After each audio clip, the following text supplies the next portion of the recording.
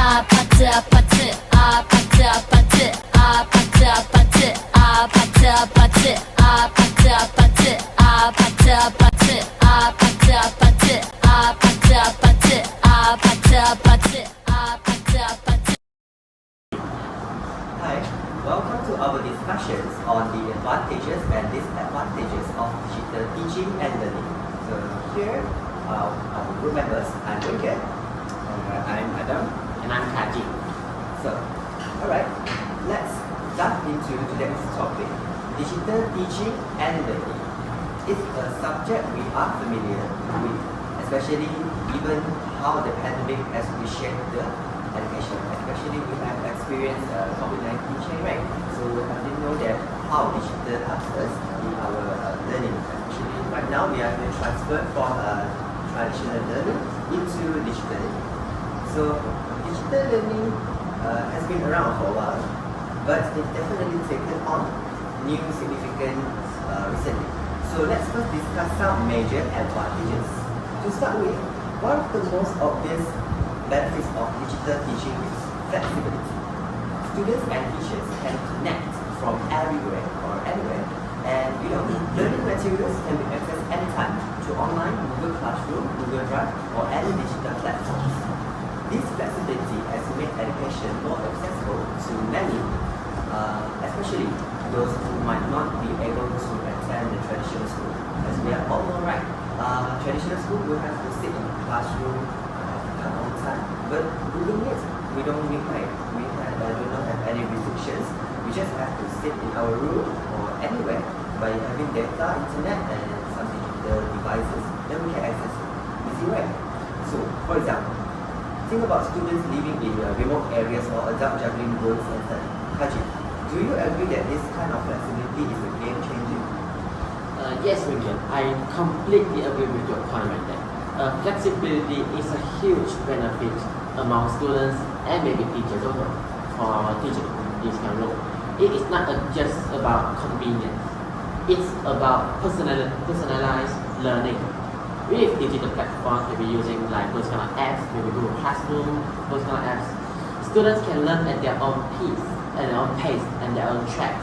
If they don't grasp on a concept maybe right away, maybe they can rewind the video, they can pause the video, or maybe they can revisit again to watch it again if they don't understand it. Like for example, maybe a teacher is recording a video or some sort of, maybe the students don't understand how the concept of it, they can rewind the video, pause the video, look at it clearly and slowly so they can understand it. So that's one of the biggest benefits of using Google Classroom. They can rewind the video of what the teacher had talked about it, and they can listen again and be more understand on the subject of whatever they're teaching about it. Like for instance, more examples would be like language learning apps like Duolingo or educational platforms like Coursera. So these platforms cater to a variety of learning style, whether someone prefer visual, auditory, or kinesthetic learning. And also, then there's the benefit of learning analysis. Teachers can use digital tools to track students' progress and adjust the teaching strategies accordingly. So maybe like for example, maybe using Google Classroom, teachers can assign assignments, homework to them, and they can mark it. They need to send their homework, and they are maybe like using Google Docs or stuff, send those assignments on there, mark it as done, so the teachers can check whether they finish or not. Like this is the advantage of using Google Classroom as well.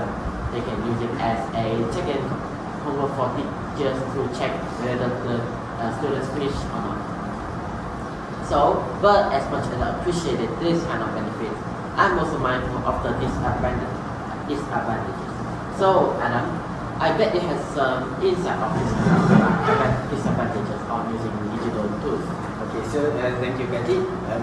You actually raised an essential point. While digital teaching has impressive benefits such as we can study a lot easier, it also comes with a lot of significant challenges, particularly when it comes to digital device. Only some students have equal access to the necessary technologies such as we have laptop and our phones and this gap can deeply impact their learning experience. For instance, students with low-income families might not have a stable internet connection for their own personal devices. Imagine a household where 3 children are forced to share a single laptop with each other, or they have to use their data usage with a limited amount because it is expensive. This situation can create a serious imbalance to the poor, where some students are at disadvantages through no faults of their own. But it is not just about having devices. For me, the quality of learning environment at home also plays a crucial role. If students' homes is very noisy and cramped and chaotic, staying focused on a virtual lesson will be incredibly difficult. Such condition can create an added barrier to effective learning, and that one cannot be fixed by technology alone. Addressing for this inequity is a critical issue for education system to move forward. We need a solution, or a lot of solution that ensure all students, regardless of background, to have the tools and the environment they needed to succeed. And as you both likely know, it is not just about the students who are facing these challenges. Teachers also are grappling with the new set of demand in this digital age. As we all know, maybe we have the teachers who is old and about to retire, and they need to learn also about how to use the technology efficiently. So it will be a new challenge that they also have to face. So Wenkian, what are your thoughts on the hurdles that teachers encounter to navigating the digital transition? Alright, you have touched on an important point, Adam. You know that teachers have to adapt quickly to new technologies, which is easier said than done. Okay, as you know, not every teacher is tech savvy, especially right now, as you can see here, there's an LCD projector here. To use it, maybe for some of the teachers, they are young, right? They are just come up from Institute of Education. They might know how to use the projector correctly. But you know, some of the teachers are old already, right? They are going to retire soon. To plug and play for them, it's easy. But to open to set up for different brands of projectors, televisions, it might seem like a bit hard for them, because each of the devices, as you know, like Android, iPhone, Windows, Macs, all using different interface for them to access, to use. Not only just plug in the HDMI cable, and it can be connected seamlessly, right? So that's one of the point.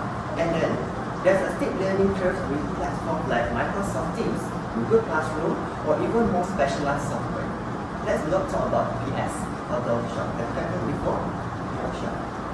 Not talk about this first. Let's talk about Google Classroom and Microsoft Teams. Both of these platforms is the kind of platform that we are going to use, or we are using right now, almost all day, right? But for some of the teachers, they do not know how to access this kind of platforms, especially Google Classroom. They do not know how to upload the document to the drive, to get Google Docs and Google Docs or Google Sheets, Google Forms.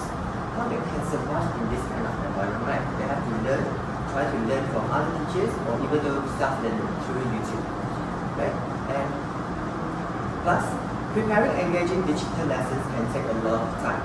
Teachers have to think about how to keep students engaged through a screen, which can be mentally and physically exhausting. Try to imagine yourself, just keep on facing to the screen all day instead of reading your books or listening to teachers. Just look at it. You feel tired, right? Or your eyes, you have to take off your eyes. Yeah, exactly. I've heard from teachers who say they spend few hours or up to one day for those who are elderly teachers after-class troubleshooting technical problems, or finding innovative way to make lesson interactive. It's a different kind of burnout, especially for the teachers who don't know how to make Canva. For our generation, we're using Canva. For them, maybe they're using PowerPoint. But PowerPoint right now has been upgraded, I think so. Yeah, upgraded. So maybe for the elder teachers, they have to keep up to date to learn how the Microsoft is going to upgrade, especially PowerPoint, Microsoft Word. We interact as we are doing new generation. All the application apps is going to be new interfaces, not everything the same. And don't get me started on the technical difficulties. Imagine a lesson getting derailed because of a simple internet outage. It's stressful. Kaji, what do you think about student engagement and how it's affected by digital learning? For me, engagement is definitely a critical issue again. In this physical classroom, the teachers can walk around maybe using like a gesture and make an eye contact to capture what the students are doing down there. But in an online setting, those tools are limited. Like when teachers are teaching in front, writing down stuff on the whiteboard, they don't know what the students are doing back then. Maybe like that, they're playing, they're eating. The teachers cannot know. Like teachers cannot know us behind their head, right? They don't know what are they doing down there, the situations down there. They need to turn around, but they need to turn around, turn back, turn around, turn back. Teachers cannot do this kind of stuff, right? So teachers have to work harder to keep students engaged, and even that it's easy for students to zone out. Like that just one click away from distractions like social media or even video games. Nowadays, maybe like teachers are going to maybe on a Google Classroom, maybe teaching in front of them, but they don't know what are they doing, what the students are doing behind the screens. Like maybe they just open a monitor in front of it, opening the classroom, And they just continue to sleep. Playing their games. Maybe they just open a new website, search Instagram, watching those videos. We don't know, right? As a teacher, we don't know what are they doing. Like we cannot even hack into their computers, right? They just maybe hold a new phone, play down there. Even though if teacher needs to order them to open their cameras, they like what? They can there's apps out there they can block the cameras out there. Yeah. Those kind of highly technological apps. Teachers also don't know, right? Teachers need to catch up those kind of stuff. But students don't know this, right? Plus, having a camera doesn't guarantee good participation. Some students feel uncomfortable being on camera, while those might be multitasking or simply not paying attention, like they just said, zoning out. And let's not forget about screen fatigue. Staring at a screen for hours on end can be exhausting and lead to reduced concentration. Like we stand on screen for like 3 hours, 4 hours. Not doing game study. I will also feel tired. Yes. Not compared to students. I will also feel tired, exhausted. And also, students cannot be sitting around for 3 to 4 hours. They need to exercise, right? They are energetic. If they just sit inside the screen for a couple hours, they get bored and they just leave the classroom. So, what's your take, Adam, on how it's impact learning outcomes? Yeah, for me, screen fatigue is a real concern, because we also as a student, we always look on the screen for most of the time in the days, and prolonged screen time doesn't just affect our concentration, it also impact the students' physical and mental well-being. Like it will cause a lot of headaches, eye strain, and a feeling of burnout, which are common complaints among us, the students.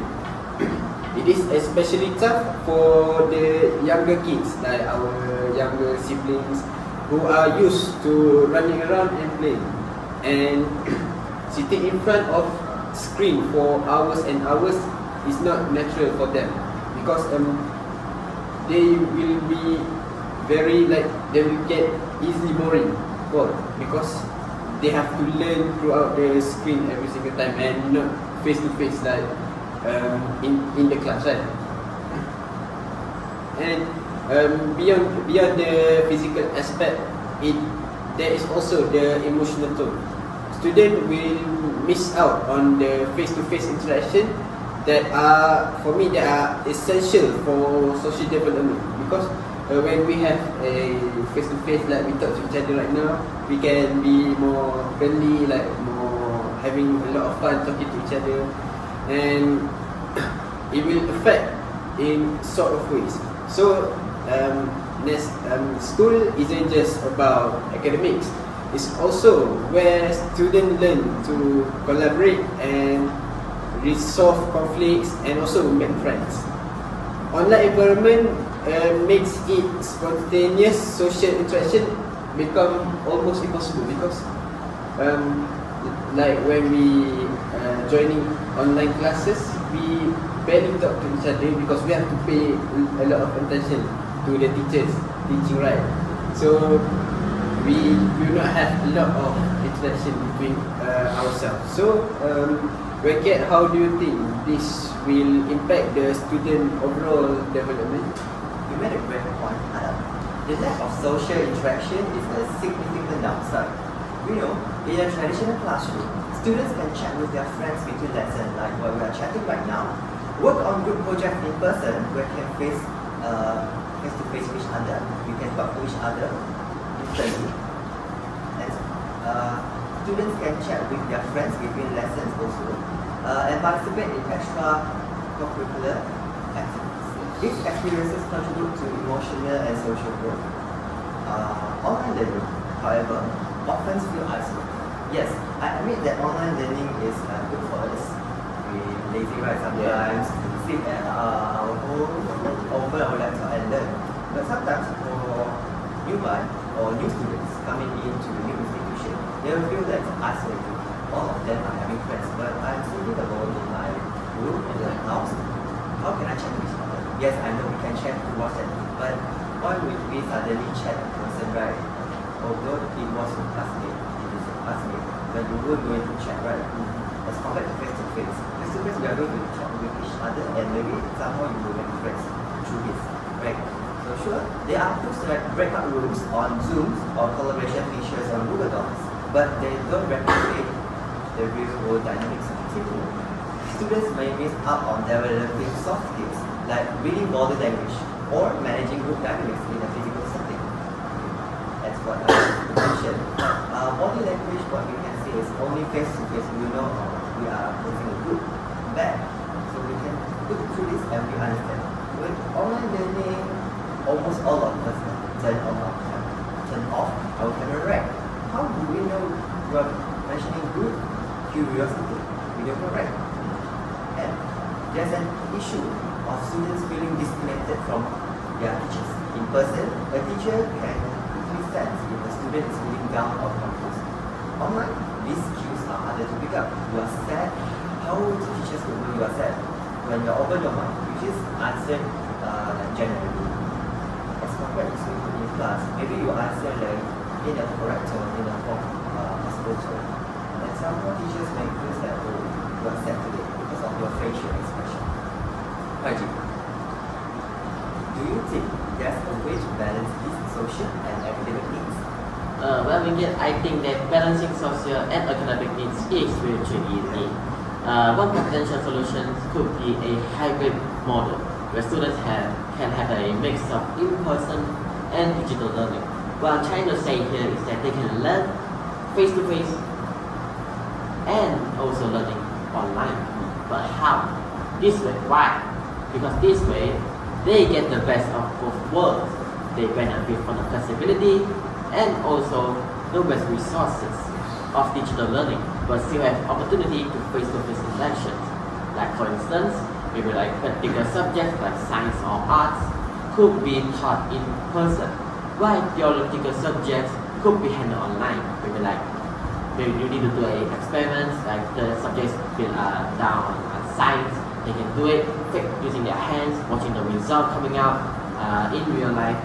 And also some subjects like English, they can learn it online because they are all theories and also grammar, so kind of stuff. They can learn it online. But some subjects need to be done by our hands. Like as I said, science or maybe arts. You color it, you always sketch it, really do it hand by hand, right? So we need to have face-to-face interactions. So, but even a hybrid model had its own complications. School needs to ensure that all students have equal access to technology.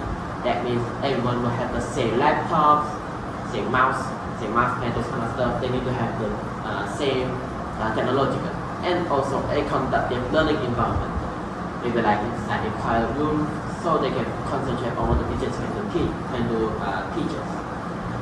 Infrastructure and teachers training become crucial. Plus, coordinating schedules for hybrid learning can be a logistical nightmare. Adam, what are your thoughts on the potential of a hybrid model? I think a hybrid model shows some promises, but as you said, it is not a perfect solution. It requires some significant investment, both financially and in terms of training. In my opinion, teachers need to be equipped not just with technical skills, but also with a strategy for managing a hybrid classroom. As I remember back when the post-COVID, my school has like half of my class will be in the class learning like normal, and half of it will be doing some online work. So there will be 1 week which they will swap, and they have to think about how to keep both in-person and online students engaged simultaneously. And let's not overlook the student perspective. And some might thrive in a hybrid system, while others would find it disorienting. Yeah. As for me, I will find it disorienting also. And because the consistency will be very important for learning, and constantly switching between in-person and online format could be very confusing for the younger student. However, one would undeniably advantage of digital learning is the opportunity to integrate cutting-edge technology. Imagine incorporating VR, which is the virtual reality, for let's say history lesson, or augmented reality, which for science lab that can show. It will be very fun, because we can look into the history, and for science we can look how to do some experiment. Yes, using AR. So, Wenkat, what do you think for such technology in the future? Absolutely, Adam. The integration of VR and AR into education can be revolutionary. Imagine a history class where students can walk through ancient civilization, or a biology lesson, that's what you mentioned just now, where they can explore the human body history. If let's say right now we just have a skeleton in the biology room, right? Yeah. Let's think about it. We have an AR, we can wear the glasses and we can see it. Maybe we can do something else, right? And this technology is making learning immersive and can help students to grasp complex concepts more easily as compared to learning just through all the documentary. It's quite boring, right? Let's think about visual. If you are visual or auditory learner, you like to listen and hear, right? So this might be help you to grasp complex concept easily. However, that's not accessible to everyone. As what we know, high quality of VR and AR is quite expensive, or even up to 10,000, 20,000. I can't even know yet. And not all schools can afford it. Moreover, there's a risk of over-reliance on technology. Education should still focus on developing our students' critical thinking and problem-solving skills, not just on flashy gadgets. Think about VR, yes, VR and AR is good. But let's say they over-reliance on this, they will think like one day, without the internet, without the electricity. Think about the VR and AR, it can't work. Students will feel, what's this? It's too boring. I can't learn without the VR and AR. We have to balance it, so we have to still focusing in the critical thinking on solving skills first, right? And teacher will need to strike a balance between using these tools for engagement and ensuring that students are learning the core content. To think about VR and AR first. Think about the core things and what have you learned. What is the objective of this subject? Provide for students. Why we have to learn this? Hajin, do you see any drawbacks to using advanced technology in schools? Definitely, Ricky. Well, VR and AR are exciting to use it while doing while learning. They will come with limitations. First, that's the cost, as I mentioned. One VR costs around 3,000 ringgit nowadays. It is not cheap. Not everyone can afford a VR outfit and also AR. Equipping a whole school with VR headset and AR enabled device is a massive investment. Like I just said, one VR costs 3,000 ringgit, let alone a whole school using a VR.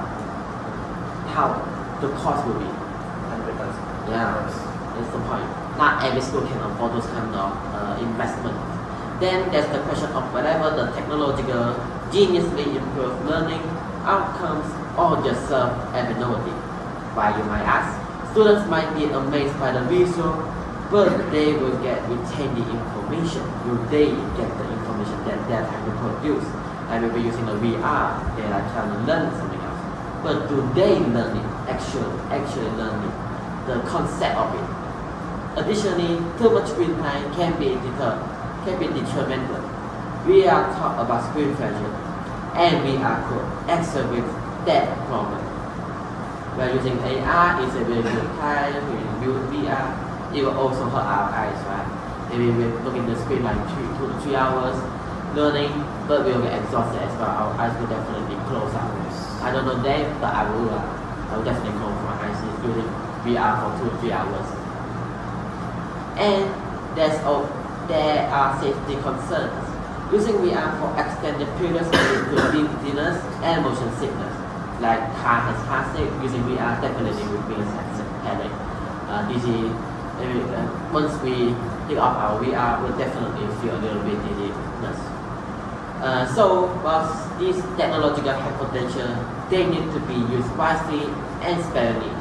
So, Adam, what about the ethical concerns related to data privacy in digital learning? Yeah, I think that's also an important topic, Ajit, because with so much learning happening online right now, there are significant concerns about data privacy. Digital platform collect a vast amount of data from student academic performance to their browsing habit. This data can be used to tailor educational experience, but it can be also misused if it falls to the wrong hand. School and educational technology companies have a responsibility to protect this data, the student data, because they are very important for them, but not all of them have the necessary safeguard in place. There have been some cases where student data was sold to the third parties for marketing purpose. It is a troubling thought, and parents and also educators need to be vigilant, and there should be stricter regulation to governing data collection in educational settings. So, Wenket, any last thought on the future direction of digital education? So for me, I think that the future of digital education is both exciting, but somehow it's challenging too. We are at the point where technology, I admit that technology can transform how we learn, how we teach, how the teacher will teach us as a students. But we need to proceed thoughtfully.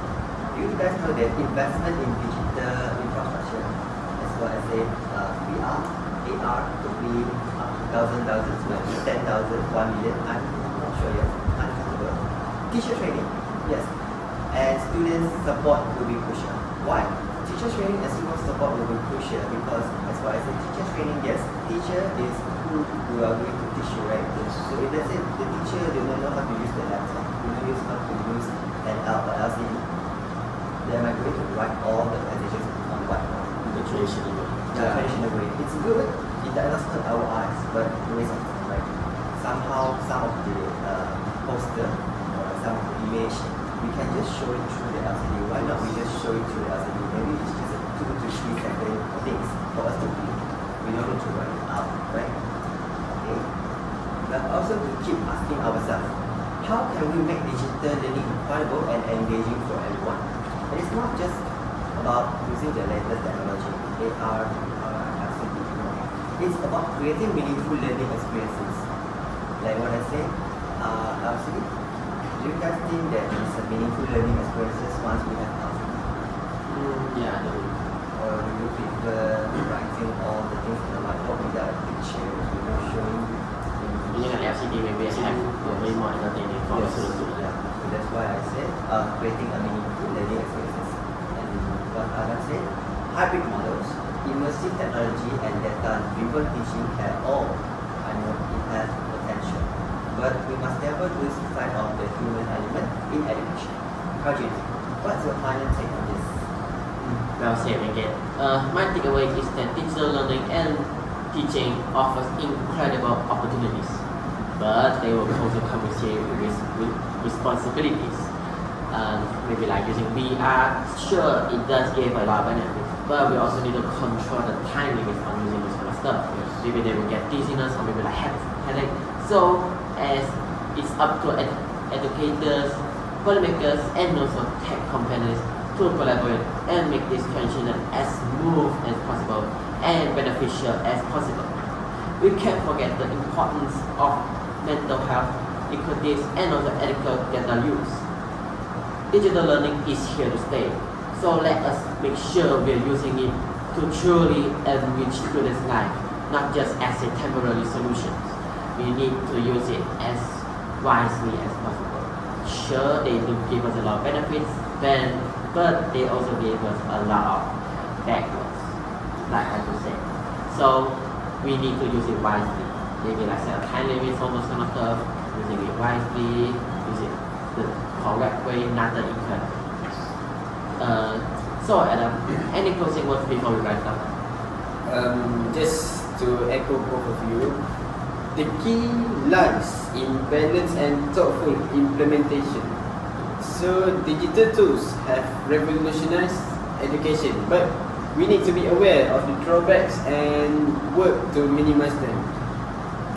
It is about finding what works best for each student while ensuring that no one gets left behind. So maybe the whole one we can do some investigating so that we can help them to learn, as well as the rich one that have a lot of access to internet, and maybe we can balance it out so that everyone can learn the lesson properly.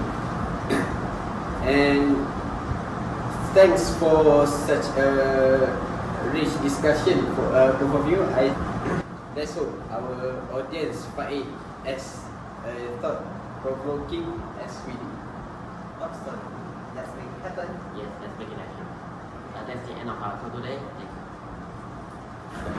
That's